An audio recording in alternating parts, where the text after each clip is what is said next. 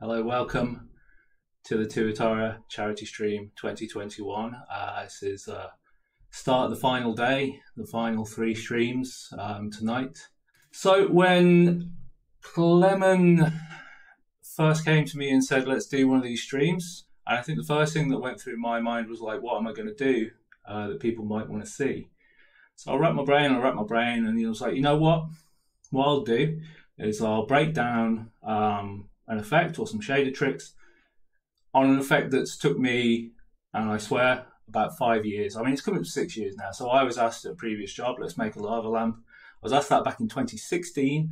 I feel like now in December of 2021, that's awful to say, I'm finally at a decent enough stage where I can show people that effect. So that's pretty good.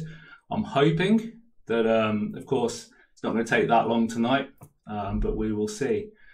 So I've got like the end result up here. So let's have a look at the screen share. Here we are. So this is actually the end result running on Unreal. So it's a lava lamp. It took me a long time to get to this stage. It's pretty simple, but the idea was to have almost this sort of metaball look running in such a way that you could ship it. So this was actually for VR when I originally did it. So in this case, you know, I've put together this lava lamp. I am reading chat, by the way. Meds, is it post-process? No, it's all a Niagara system. So this talk today will probably, you can see that I've gone a little bit overboard on the light, but it's just some elements in Niagara. So this talk today will mostly be focused on the shaders rather than the Niagara part of the talk, mostly because it's not very particle heavy. It's mostly the shaders behind it. So one of the nice things is just where you get these moments where these elements pop apart and then come back together. You can use these techniques that I'll be going through, you can use them for things other than lava, obviously. You can use them for really nice, thick, sort of viscous fluids. And maybe at the end of the stream, I'll just run through a couple of ideas that I've had and maybe how I've implemented it before in the past. But the idea today is I'll go through about three or so shader tricks and techniques that I use here. So we'll recreate it from kind of from scratch. We'll recreate the main shader, and then everything else is just an extension upon that. So the very first one is kind of going back to basics, and it's about generating normals or an approximation of normals. And I'd like to very much clarify it's an approximation. Normals from a height map, but not in the way that a lot of people I know do it in Unreal. It's going to be a slightly separate way. And I think from that little bit alone, you're going to really get a good idea of how you can use this technique. So before I begin with the practical stuff, what I would like to say, there are only 2 textures at play here. There's a very simple noise texture that's just part of Unreal Engine. You could sub in any noise texture that you wanted to, and that's literally just for sort of the flow distortion on these things. And the key texture, the one that you'll see the most of, is literally the one that we're going to create now in Blender, and it is basically just information from a sphere. It's super basic. It's like a sphere texture. So I am going to jump right into Blender. I've warmed Blender up a little bit, but only by just loading it up and saving the file. So this is almost to be considered basically a fresh boot. So I'm going to go ahead and whack in an icosphere. Could be anything. Of course, you could be rendering out anything, by the way. This is just, for simplicity's sake, I'm just using a sphere. Could be anything. Going to go ahead, shade that smooth. That's good enough. That is the modeling portion of this done. I might quit the stream right now, but literally that is it. That's all there is for modeling today from me. I'm going to whack in the camera, go to my camera view, make sure that what I see is what I get. I'm going to set up a few key things first of all in Blender. Let me make sure you guys can see everything going on in Blender here. I chose Blender because everybody's got access to it. You could use any other software package. You could use Photoshop or Substance or whatever you're familiar with. But, in Blender, everybody has access to it. So I'm going to make sure I'm using Eevee. You could use Cycles for this. Don't know much about Workbench, but I'm just going to use Eevee because Cycles is overkill. really. I'm going to make sure that I've got a transparent background, so just got transparency on this, and I'm going to whack the resolution to 512 by 512 just to be square. Now, when I come to render, I don't want any perspective sort of data inside of that. I would rather it be orthographic. I'm just going to tweak the orthographic scale to be something that I like. Now, what you could do is you could tweak that ortho to be dead on, so you've got no texture waste. But for me, in this particular context, I really like to have a little bit of a margin, a little bit of empty space here. And ultimately, you know, I've been battling with this mentally, and I'm like, you know what? Sometimes negative space is just as useful as positive space. So I'm just going to leave that negative space in there. I'm going to go ahead and just make sure my background as well is black. Not that it'll have any of an effect on the final thing, but that's what I'm going to do. Right, so I'm ready to create a shader for the sphere. So I'm going to jump into the shader editor, go on the sphere, call this, basically what we're going to try and render out is a height map from the sphere. So I'm just going to call this height map, or you could call it height data, whatever you would want to call it. So on the left here, I've got the actual final output, and on the right here, I've got the shader. I'm going to get rid of that shader, add in an omission, because all I want is just that. That's good by me. And then I'm going to, and I hope that some of this Blender stuff as well ends up being quite useful. I've done some nice things through Blender before, so hopefully some of this proves useful, as well as the Unreal side of things. So I'm going to pull in the position of every pixel on this geometry, and you can see it looks nice. If you would just do that in Unreal, it would look pretty much identical. And then, you know, to further highlight that, you know, you can separate the axis, and you can see we've got X, Y, and of course our up and down gradient Z, which is the one that we're going to use. So if I was to render that, you would have that. But one of the things that might catch you out is that that Z gradient, or any of these gradients, isn't tied to the object. In fact, I can move it up and down actually, and you can see that the gradient doesn't move with the object. And so that means as you scale it, you're not guaranteed 0 to 1. In fact, it'll be a much bigger range. So the way to fix that, it's all fixable, vector transform. You transform, it gives you some options. It's not a direction vector that we're transforming. It's not a normal, it is a point or a position. So we're going to transform that from world into object. And if that looks like 0 to 1 to me. I mean, it's actually -1, 0, 1.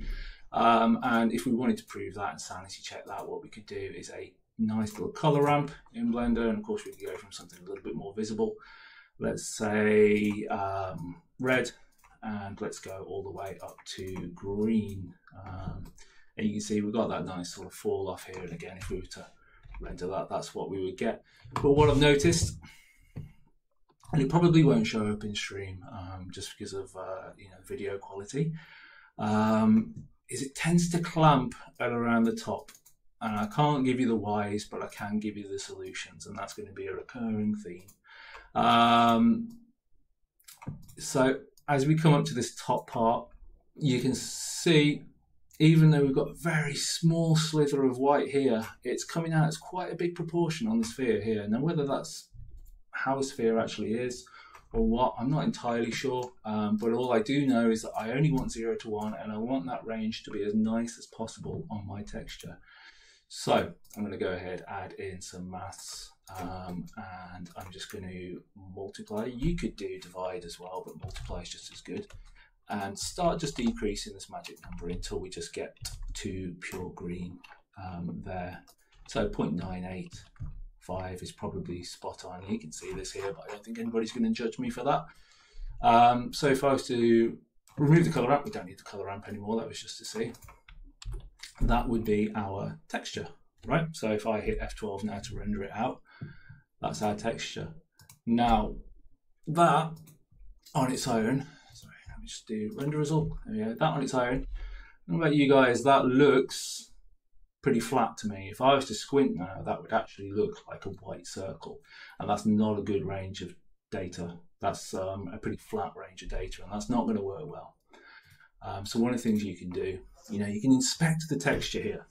You can do scopes, I believe it says. And you can see our waveform here. It looks like a shelf almost. It's kind of small on stream, I know, but it just looks like a shelf. That data is not very good. And if I do a sample line, you can see how that data's coming in there, right? It's nothing, nothing, nothing, kind of upper thirds, nothing, and that's our profile here. So that's not going to work out. So one of the things that you're first going to need to do is come back into your rendering tab, make sure all these settings, you haven't got anything silly like filmic view transform. Already setting that to standard transform, you start to get more of a spherical curve here, and it's peaking here as I would expect. But we can go one further. You could either do raw, and then that's much, much more the profile that I'm expecting. Or you could, of course, do display device, none, view transform, standard, leave exposure and gamma at 0 and 1. And then what we've got here, it's got this nice curve here. That, in my mind, is how a sphere should look. So whether that's correct or not, well, it is. It's fine. So with that in mind, we can now save that texture. I've already saved them, but we'll override those and save those and bring those in. So that's part one of the blend stuff done. So I'm going to go ahead and start bringing those in. So breakdown, here we go. So these are my textures. So I'm going to re-import that one. That one's the one I just made. And if I bring this in here, so you guys can see it. First of all, compress without alpha. We don't want any alpha channel on it. Now you can play about with the texture compression settings. See what one works for you. Obviously, as this is a presentation, I've tried to make it as high quality as I can. I've kind of strayed away from the HDR and HDR compressed. I strayed away from masks because those are a little bit too low quality. But the very important thing here is that you choose one that means that you can have sRGB turned off. Of course, with that back on, well, you can't actually see the difference here, but we don't want any sRGB. We want linear data here. And the rest of that, fairly straightforward. You might want to make sure that it wraps or mirrors, even though in this case mirror does nothing. So jumping into the shader then, I'll go through, oh, I've just seen a spoiler alert. So the standard way that you would do this inside of Unreal, you guys should be able to see all this. The standard way you would do it is you'd pull this normal from height map function that ships with Unreal, and you would plug in your texture object here, which is the texture we just created, and it looks pretty good. Looks pretty good. You can really see I don't know if you guys can see it. You can see that I did a sphere without too many tessellations, but again, it is fine. You can see that those normals look pretty good, pretty nice. But if we dive in under the hood here, dive into this function here, this function does some utility stuff that you will probably find that you always need to do. The one thing that I would like to change though, just for my purposes, and you'll see why we do this a little bit later on, is it does 3 texture samplers. So I believe this is the center sample. So the way it calculates the normals from that height map, it'll do a middle sample. So this is the default sample with no offsets. It'll do a sample that's been shifted to the right, or whichever direction. I'm not too sure which it is by default. Anyway, a sample that's been shifted horizontally, a sample that's been shifted vertically. And then what will happen is it does a bunch of logic to figure out what channel to use. And then it will try and find the delta between those samples, between the offset one and the sample that's considered the ground truth, the default one. And in doing so, it will be able to calculate the normal of that data. And of course, there's some stuff later on that actually goes a little bit more in depth. Now this stuff, we'll touch back on this a little bit later. You can use it. What I find is when I'm making normals for effects, I don't necessarily need to do this stuff. I can skip this. If you were going to use it for environment maps, anything like that, you would probably want to be as accurate as possible. But for effects, we're going to take a few little tricks to sort of cheat the system. So that's great, but how do we do it with a single texture sample? Well, Let's go and have a look then. So unfortunately, there's very much a spoiler in there from when I've been testing this out.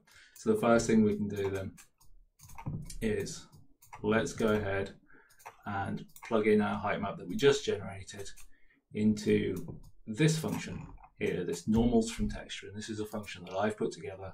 Now, hopefully at one point, this project will be on GitHub for everybody to grab. So what we can do here, so if we ignore all of this stuff, you know, we can say anything that's in the red here, we don't need. This is the other way that I've just shown you with two other texture samplers. This one is the one that we're going to want to use. And actually somebody showed me today that you could rename texture channels. However, I didn't see how you could do it here. So we're just going to try and do this with just one texture sample. So the way we're going to do that is we're going to offline the offsets. So rather than doing all the offsets and calculations in Unreal at runtime in the shader, we're going to go ahead, jump back into Blender and actually do those offsets ourselves in Blender using the pretty powerful compositor. So if I close these down and if we jump back in here and we go to the compositor, now one of the things that you'll notice is when you first open the compositor, by default, there's nothing there. You'll have to go ahead, and I think this is hidden by the stream bar, but there's a little checkbox that says use nodes. Click that and you'll be able to see the compositor. Now this acts pretty much like, almost like a post-process pass that runs on top of your render. So if I was to do this now, you can see my render updates. If I was to, I don't know, do another color ramp, for example, and just say, all right, I don't know, there you go. You know, you can do a lot of powerful things with the compositor. So, you know, we can, again, still just keep our sample line up here and we can actually see what's happening to our data as well. So we're just going to do those transforms, but bake them into the texture. So under distort, we can do transform. You could do translate as well. You could absolutely do translate, but I just use transform. And you can see here, if I offset it, it's going to start moving. Now these values are bigger than you'll be familiar with inside of an engine. These are actually in pixel space. So the more you move them, you know, they have to be quite big values.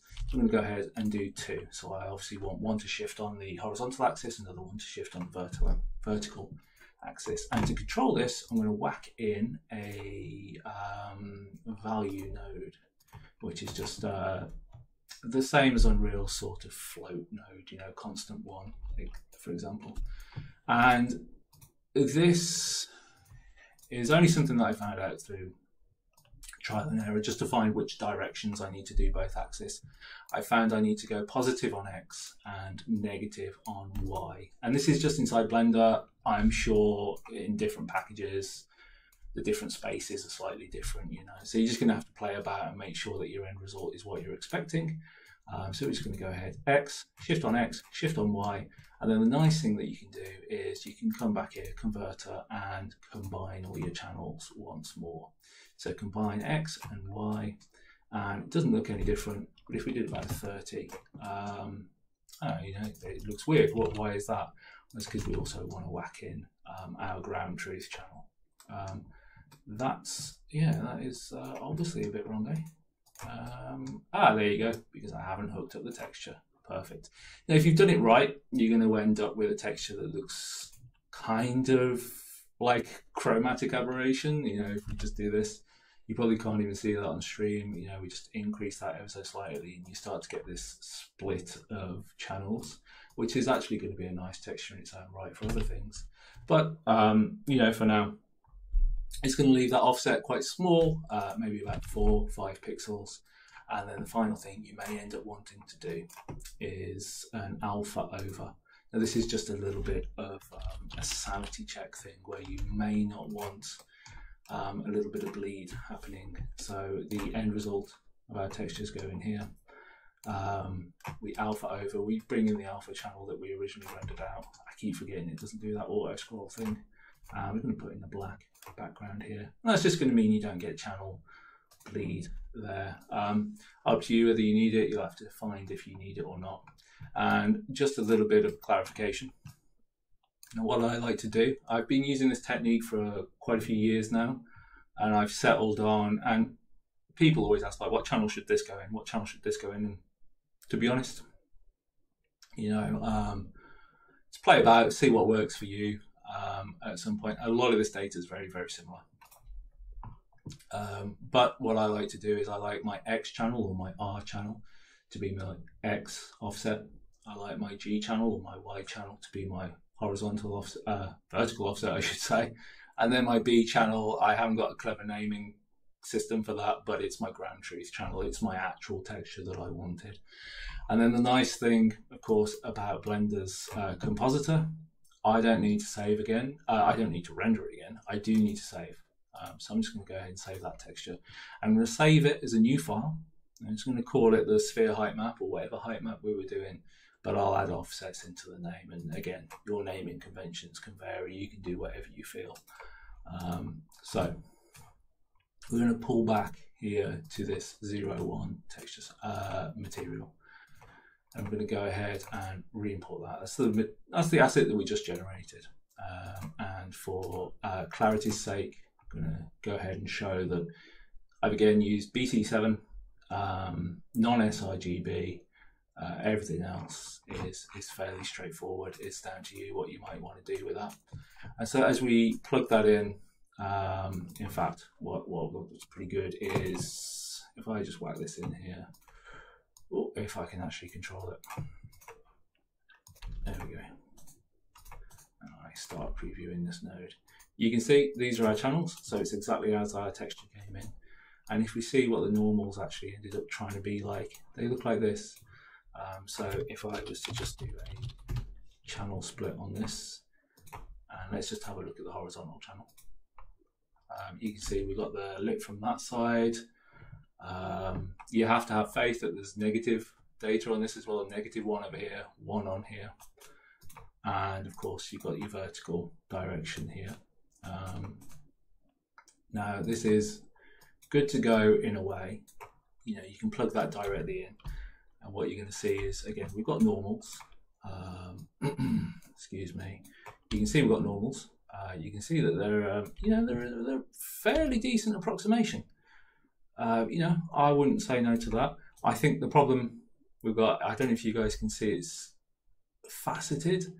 That is because when I created my sphere in Blender, I didn't use enough subdivisions, but that is fine. I actually quite like it.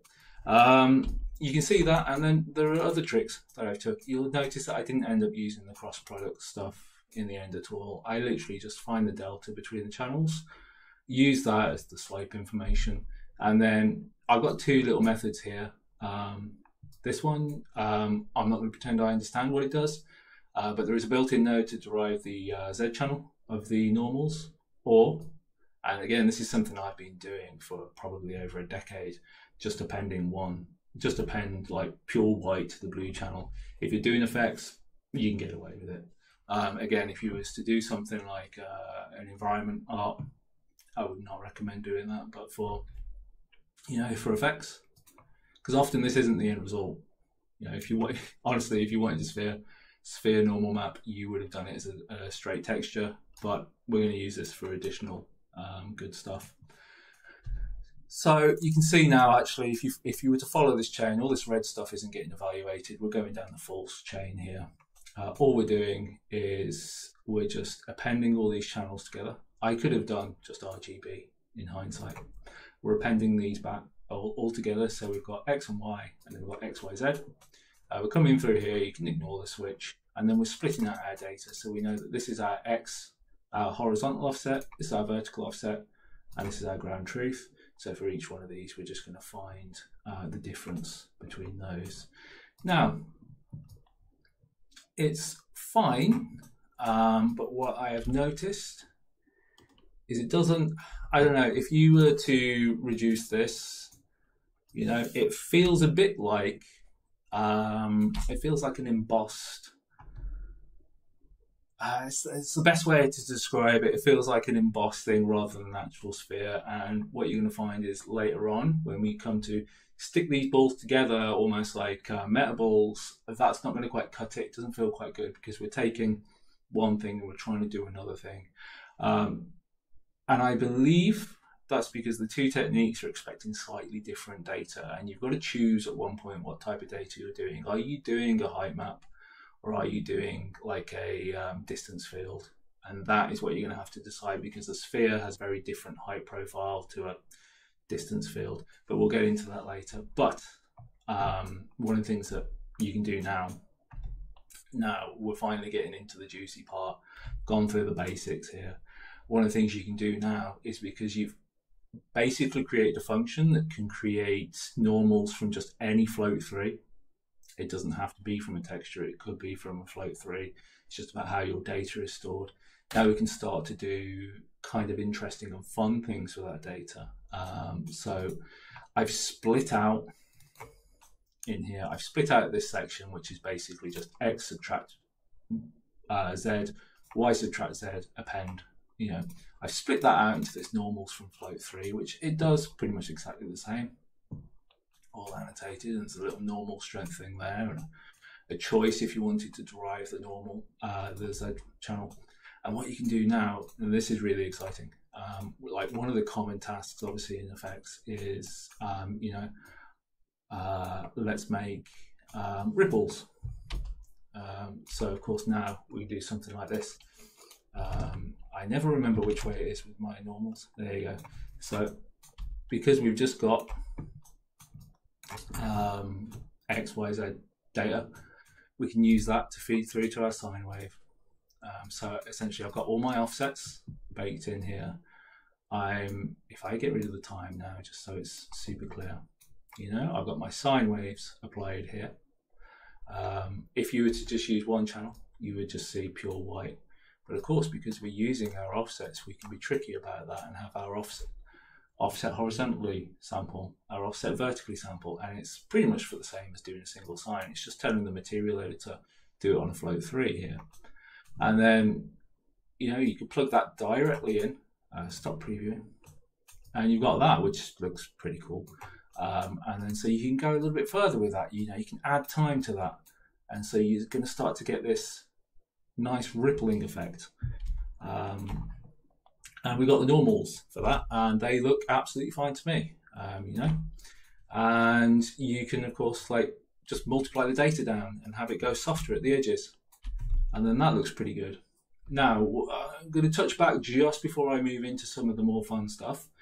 And I touch back on the fact that this now looks like the ripples are kind of coming to the edge, and then kind of, so they're traveling very fast in the center, and then they're coming to the edge and they're going quite slow at the edge. And actually it's quite nice motion. If you just look at it, it's absolutely perfectly fine. But one of the things that you can do, and this will be more important as we move into the next step, is that is because, you know, we've got this here, we do have pretty much exactly what a sphere should be doing, which is a rapid fall off to the edge, and then just a slower fall off down the bottom, where it's just falling off slower on the edges. And all you would need to do there, and this is about fudging it now, this is, now that we know we're exporting linear data and we're exporting the data exactly that we want, we can start to fudge it and know that it's fine. All you have to do here, keep up your previews here so you can see the profile of the data, and you can come ahead and start doing this, and you can actually make that into linear data.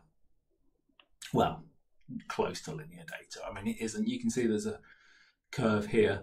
If we were to do that, we'd have to actually feed in a whole different range of data for this, because essentially what we're trying to do now is convert this from a height map into a distance field, so a distance from edge or a distance from the center of this field. So we're going to go ahead and just do this, make sure that this is like this. So there are tricks that you can use in other packages for that, but I thought this was worth showing because you could do either or.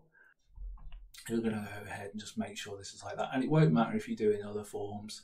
You know, a sphere is quite unforgiving. You use a sphere and you can see all these different things. You could use clouds, and you could simply offset the clouds in each axis, bring those in. You can get normals from the clouds, and then you can combine clouds together and you can have all your normals doing that. So anyway, so this is more in line with the profile that I want for the next part. But again, there's absolutely merit to having it being an actual sphere height map. There's definitely merit to that. Okay, so I'm going to save that and save. But essentially what this will do, this will show you how you can start changing this texture input, and you'll get different results. And now this, for me, this is kind of like the typical sort of raindrop splashes that you may have to do. Run some noise through that to distort this initial texture sample, and you've got yourself sort of raindrop ripples happening. And of course, you're only running this sine wave once. With the other technique where you've got 3 separate offset texture samples, you'd have to be doing like, you'd almost need to be doing this, right? You'd need to be copy pasting and then appending back at the end and doing all that. And that's, it starts to get tricky. So I'll show you some other tricks that now we can do, and these are going to go somewhere. So we're going to do O2, and this time we're going to start looking at how we can combine these forms together. And this is where the lava lamp type effect is going to come in. So combining forms. I think I spelled that wrong, didn't I?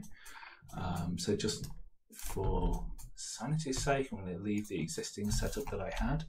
I'm going to get rid of the sine wave. I'm just going to have a simple thing here, and I believe, let's have a look. There is a normal strength thing going on, but we'll go ahead and add in the normal strength here.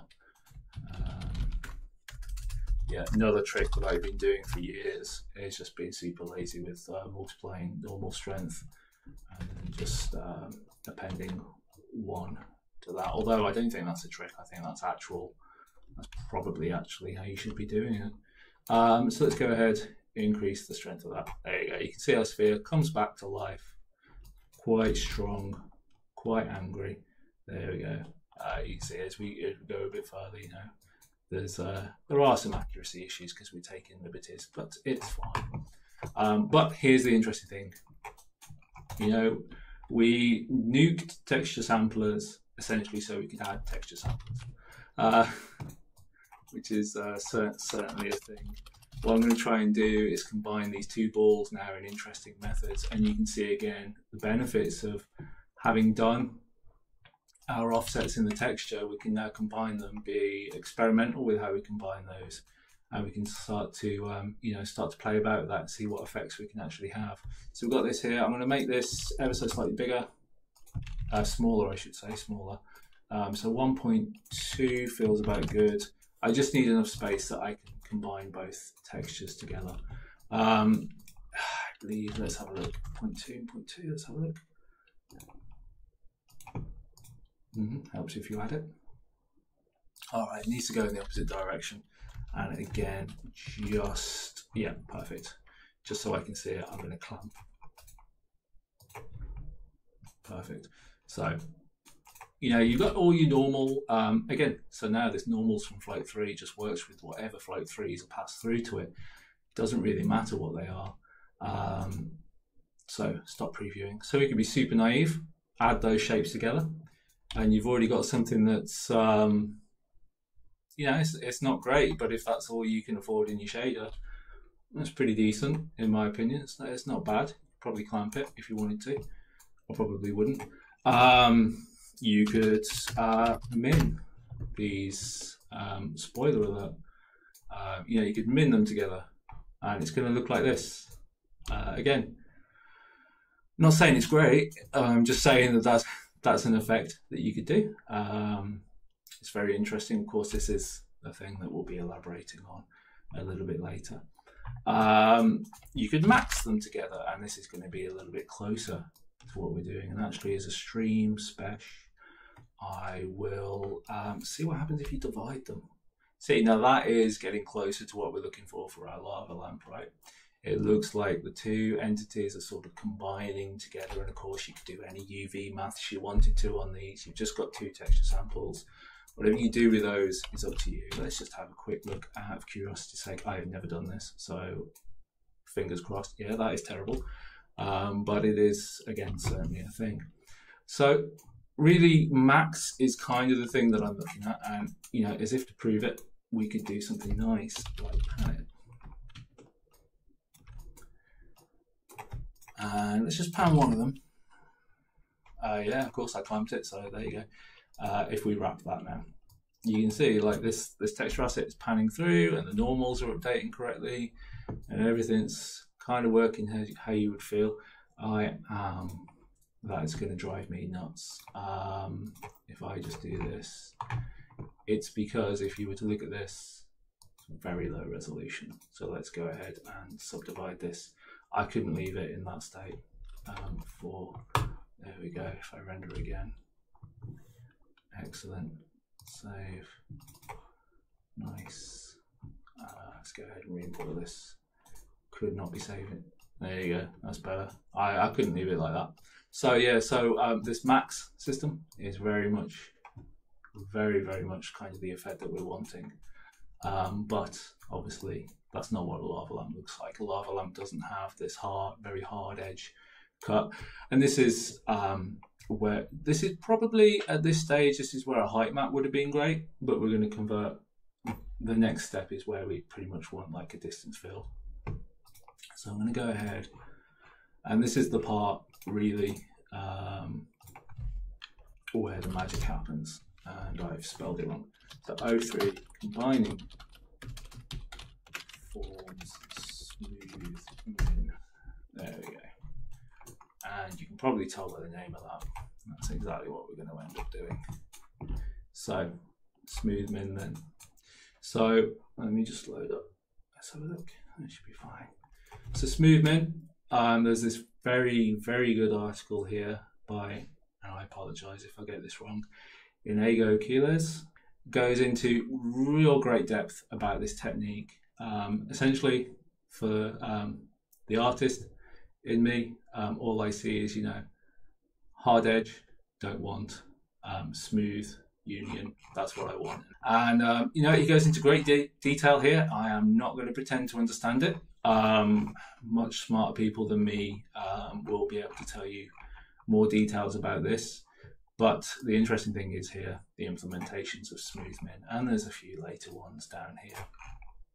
Now, what's written down here normally just returns a float, so a single layer of data, I should say. Of course, what it's lucky for us, it's very easy to actually expand these to just work on a float 3 or a float 4. So that's perfect for us. So we're actually just going to do float 3, convert those to float 3. Now I have gone through and I have implemented these as a big function. So I've converted all that HLSL node code into just Unreal nodes. I've gone through, I've checked them out.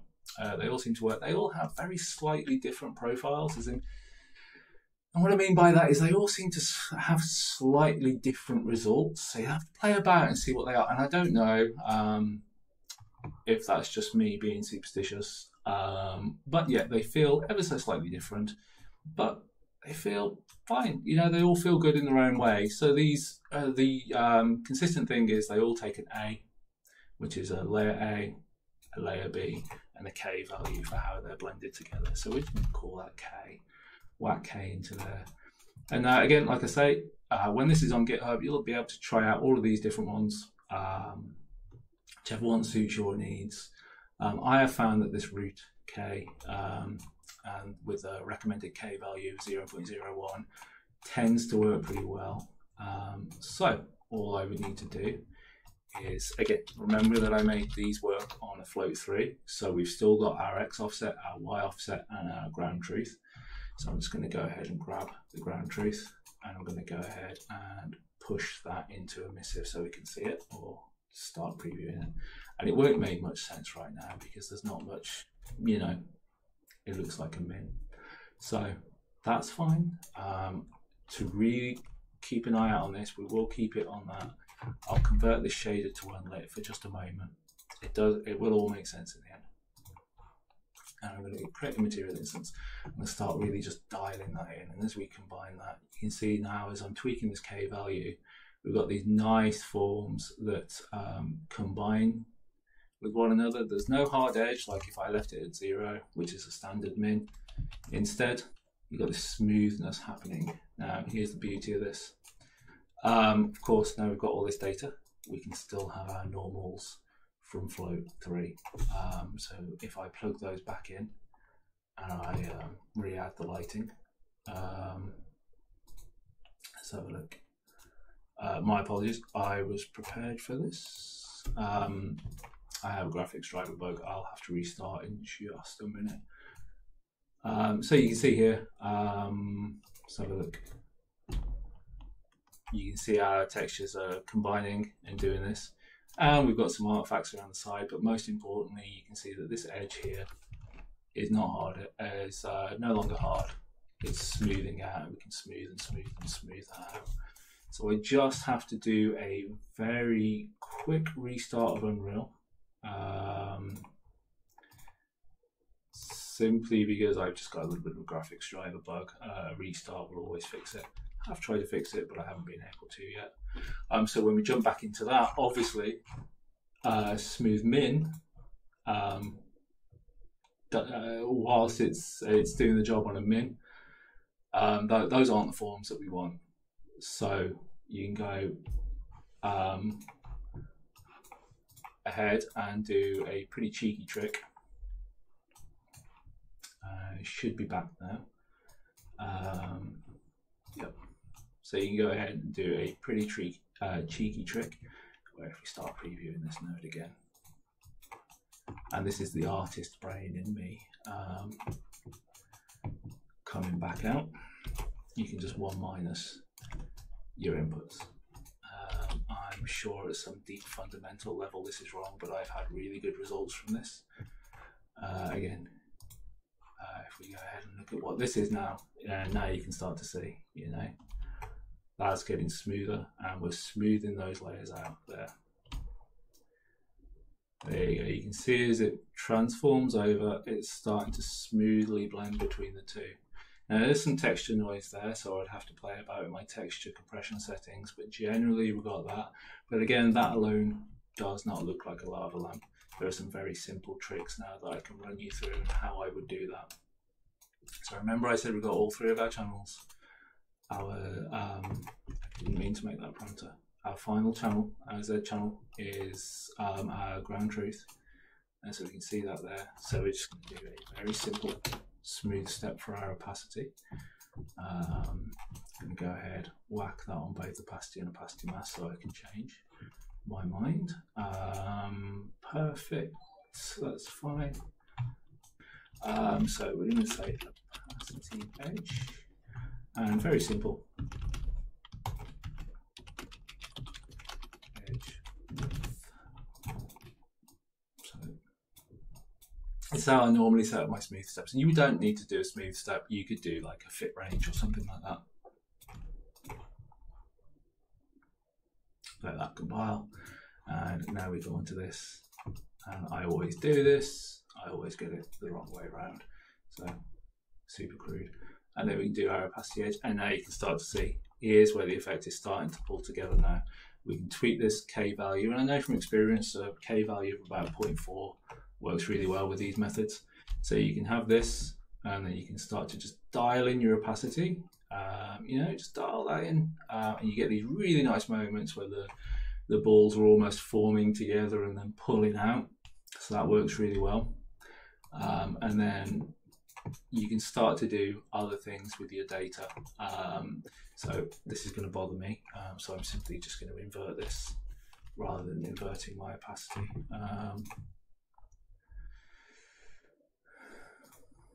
So there we go. Bear with me, I did a negative, so I need to do a positive and just pull that back down there. That makes a bit more sense. And now I'm going to shift over into the additional things that we can do with that data that we've just pulled in. Again, it's all been about having these deltas stored in the texture manually. And by doing so, there's a load of little tricks that we can do. Okay, you can see that we're peaking a little bit on here and it feels a bit spiky. We can go ahead and just, you know, you can always just tweak your profile on this. And out of curiosity, what happens if we do this? Probably not what I want, but yeah, you live and learn. There you go. Yeah, see, this is what I always found. You don't want a height map, you want a distance you want a distance field, because then it falls apart when you do this. So I would try and keep my data nice and sort of like a distance field. And if you don't, if you're not too clear on what I'm referring to in that, I mean just like a linear gradient. And again, we could be pulling that in a different way, but it's nice to have the height map technique there as well if you need it. Let's save that, re-import that, and we'll have our other result back. So I'll go ahead, do some lighting techniques now, and then 0.4 lighting. Whoop. Everybody's just found out how I do caps lock. Lighting forms. There we go. So we're gonna.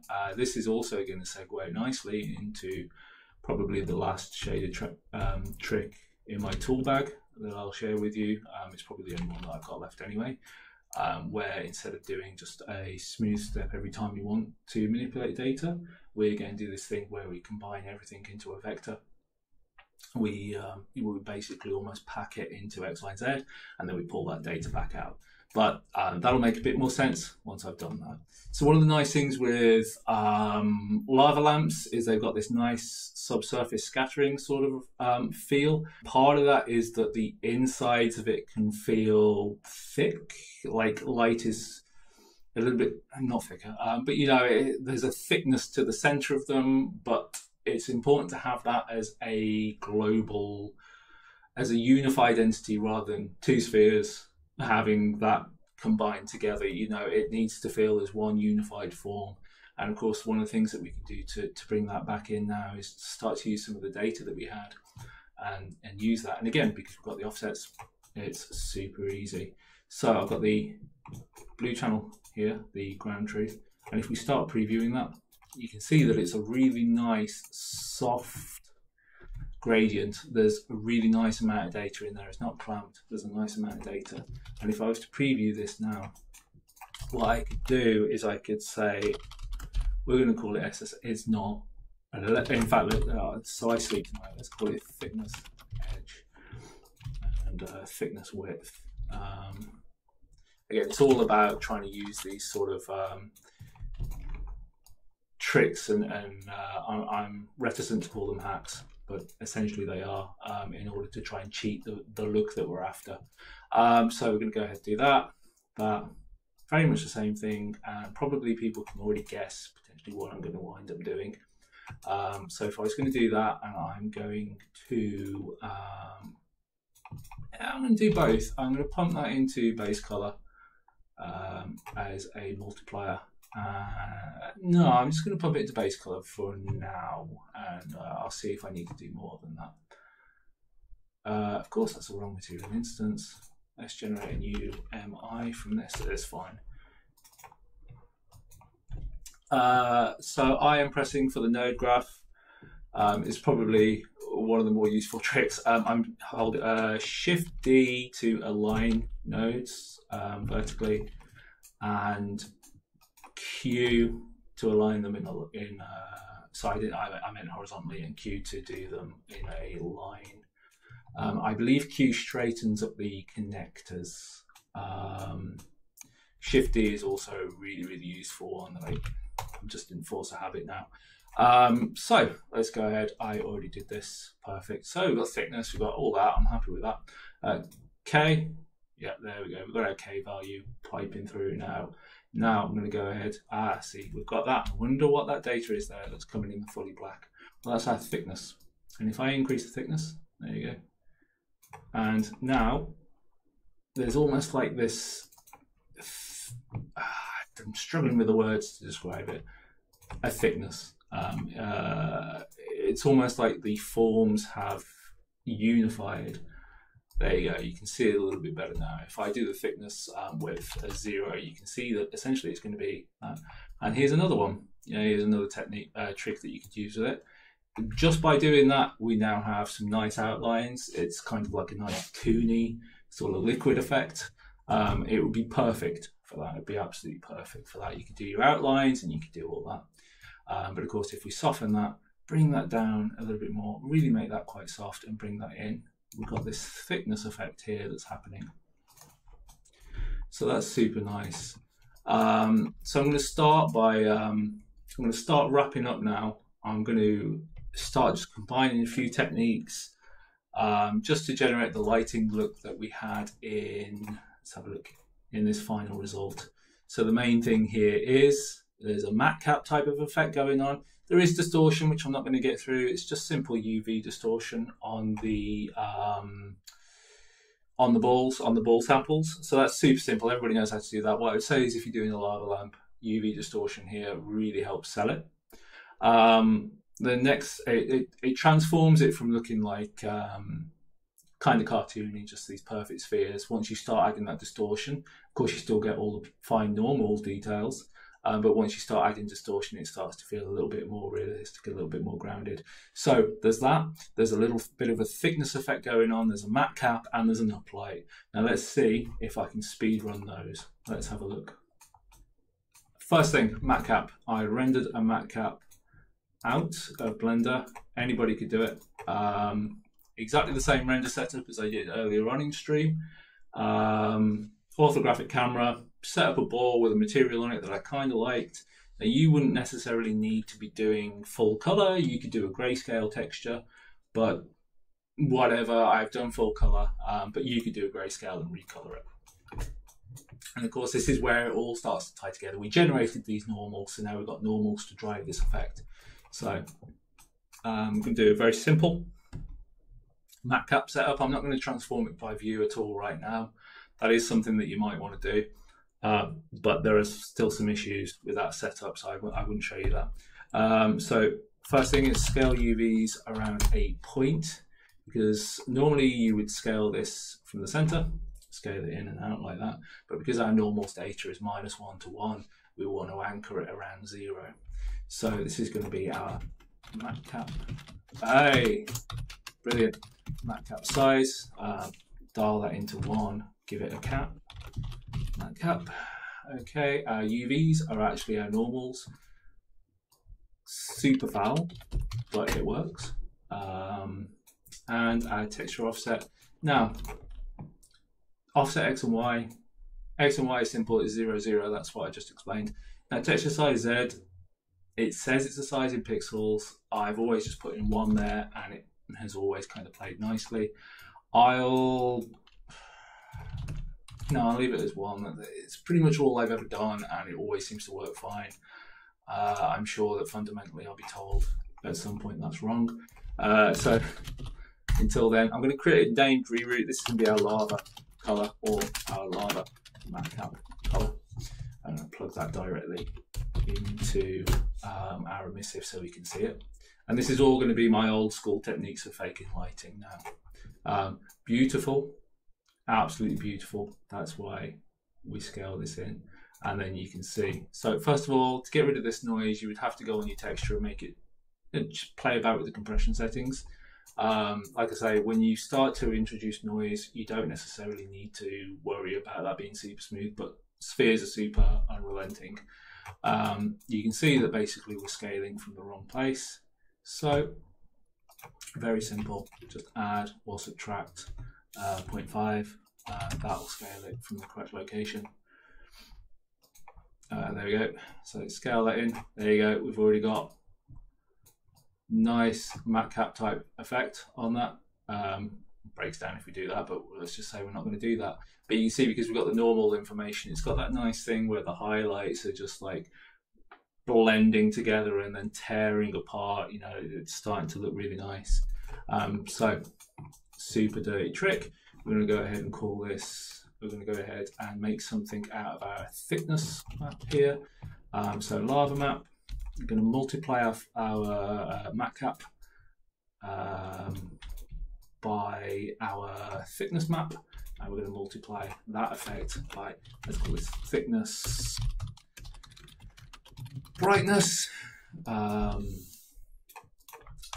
Give this a category, call this thickness. I don't know, 1, 2, combine that and throw that in there. And there you go. We start to have just something that's, you know, for my, there you go. That starts to look, you know, I'm a big fan of that look. I think that looks like it's lit. I think it looks like it's scattering. It looks like the forms are one cohesive body. You know, yeah, I am a big fan of that. And if you were to transform that into view space, that would look pretty good. Again, we can just go ahead and tweak that until we get the look that we want. And then I can simply, again, the final thing is, just because we've done the normals, we can do a quick uplight and call that done. Now you can, you know, you could massage the dot product however you wanted to. You could do whatever you wanted to with it. You can give it a power, you can give it a fall off curve, whatever you needed to. For me, I'm just going to do this. I'm going to saturate it just to make sure I haven't got negatives in there. I'm going to, again, grab out that cap color. I'm going to multiply that by that.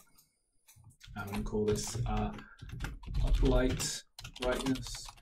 And I'm going to show you guys one last trick after this, and then the field will be open for questions. Let's have a look. So I'll combine that and that. There we go.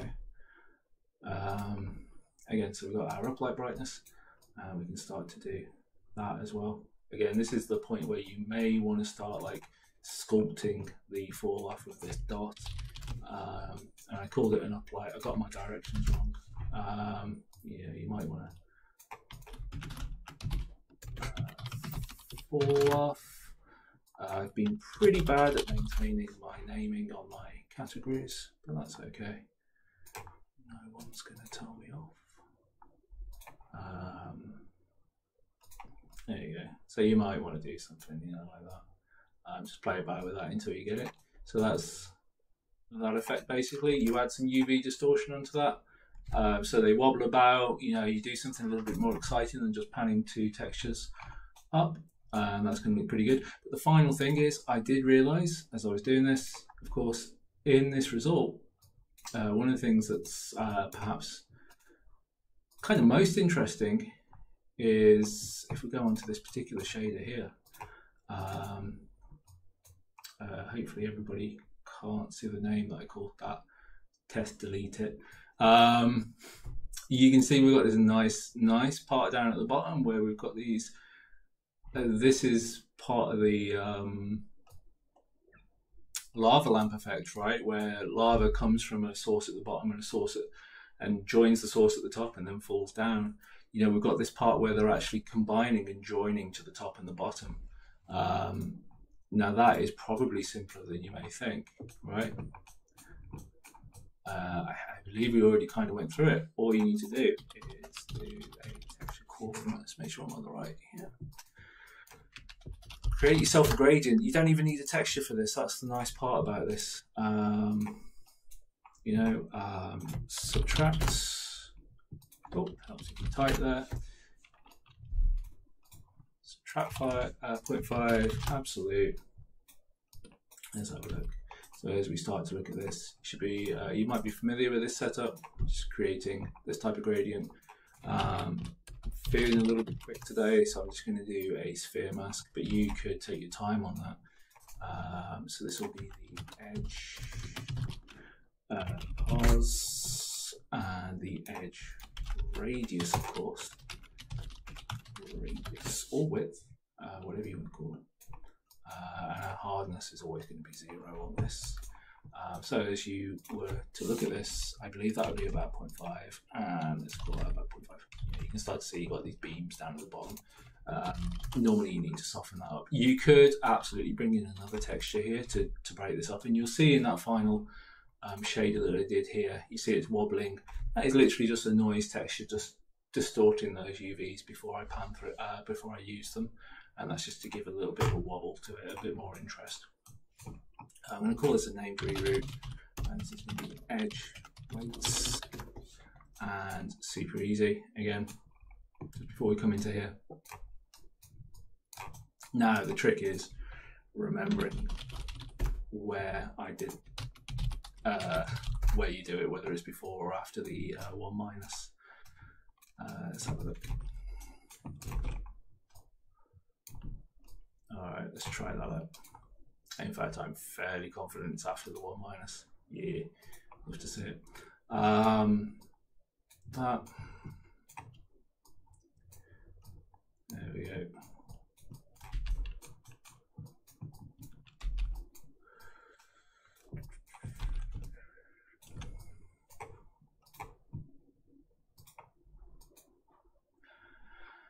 Whew, it's the end of a long night, eh? I may need to 1- it as well, which is one of those things, you know, 1- it until it works. There we go. And you can see now we've got this effect where the balls are actually coming out from a source and they're going back in. Now, the eagle-eyed amongst you will recognize that the normals aren't going to be correct down there. And if I was going to do them as correct normals, I would probably have had these bars at the top and the bottom. I would have those as a separate texture sample. But again, don't forget, you know, we've got now just 2 texture samples, one for the 2 main balls. We could do another texture sample and it'd be all right, because of course with the old system, whereas if you were doing texture sample, shifted, texture sample, shifted again, it soon stacks up basically. But here, because we want to combine the two and combine those together, we've basically opened the bandwidth to have more texture samples to do even more fun things with. So now we can do like, okay, we've got 2 samples for the balls. We're still underneath the budget of the original 3 texture samples, and we could whack in a 3rd one for the edges if they were super important to us. We could definitely do that. Yeah, so one of the things that I would address is just the uplight. It's super clamped, but I believe that's just if you would change the dot product on that. It still looks pretty good. I really like the thickness stuff, especially when you sort of boost it. It really starts to feel like it's lit, and it starts to feel viscous. So we're rounding off now. With that, like I say, all you would need to do to take this a little bit further and to sort of match what I've done here, you really just need to start adding in noise. In fact, if we come over here, it looks big, it really isn't that bad. It's before I changed everything into functions. So just to give you an idea of what you might do with noise is, let's have that go a little bit faster, and we can just have, rather than distort the UVs, we can use the noise to distort time. And so if we do that and that, and what I found is if you do your distortions, especially for lava lamps, if you do your distortions on both channels, both samples the same, it'll start to give it that cohesive feel that things are moving inside turbulence form. So you can start to see we've already started to break up those forms. You know, it's no longer a perfect sphere. We can just go further on that. Anyway, on that note, whilst I tweak these values, if there are any questions, feel free to shoot. I'll be checking out chat. There you go. So you start to do that, and we might want to just boost that. So yeah, I'll be able to check any questions. There you go. I've overcooked that. Absolutely overcooked that. No problem. No problem, buddy. There you go. That looks a bit better. That starts to feel quite organic. Yep. Feels quite nice. There we go. You can just start to break that up. Have that there. What else? What else? That is it really for that technique. So FanMan Pro, curious about the effect with the ball's velocity changes once they attach. What I was saying, I don't know how much people call to that, is that the effect is actually entirely linear. There is no semblance of weight applied in Niagara or anything like that. It's literally just 2 panners that go up consistently. The effect that you're seeing, where it seems like they're kind of changing, is that it's just through the smooth min. It just makes it feel like that, and that's how they feel like they change velocity. I did promise that one of the things I was going to do was tell you guys what I would do with this. I'll wrap it up super quick. You could do nice viscous fluids with this. You could do like blood splashes. You could do, I've done like slime between the character's mouth before. 2 samples, one panning up, one panning down on a rigged mesh, and then you can have nice slime and goo between the characters when a character opens their mouth. One of the things that might be nice is if like it was attached to hands and the hands pull apart and it's all stringy and gooey, almost like cheese. You do all that type of stuff, but of course all the generating normals from height maps and stuff like that is also I've used the core technique there for like flowing water and stuff, where you don't want to just pan two textures together and combine them, where you want sort of a bubbling surface. It works really well for that. Yeah, I think that is it. The last trick that I was going to show you, I'm not going to do it. But where I said I was going to do another trick was I would basically, instead of doing two smooth steps, I would append my data together. So I'd have opacity edge and opacity width into a float 2, or I'd have 1, 2, I'd have my max positions as 1 and 2, X and Y, and then I'd have my data coming in as X and Y. I'd do my smooth step, and then I'd split that out at the end. I'm sorry if I'm rushing that part. I did forget, but doing that, basically, it's a very good optimization. I'm not familiar with what the node editor is doing under the hood, but I know on some projects I've used that to get shaders just inside of performance criteria. I've used it as a quick and easy optimization to do that. And of course, a further optimization for smooth step is to not use smooth step where you can help it, but maybe use fit range. But right, I will stop now. And yeah, again, thanks guys for the donations. We really appreciate it. So following me is Sjors. I believe he's going to be giving you a breakdown of one of his fantastic effects that he's recently made. Like I say, I hope you all really enjoyed it, and I will sign off, and yeah, see ya.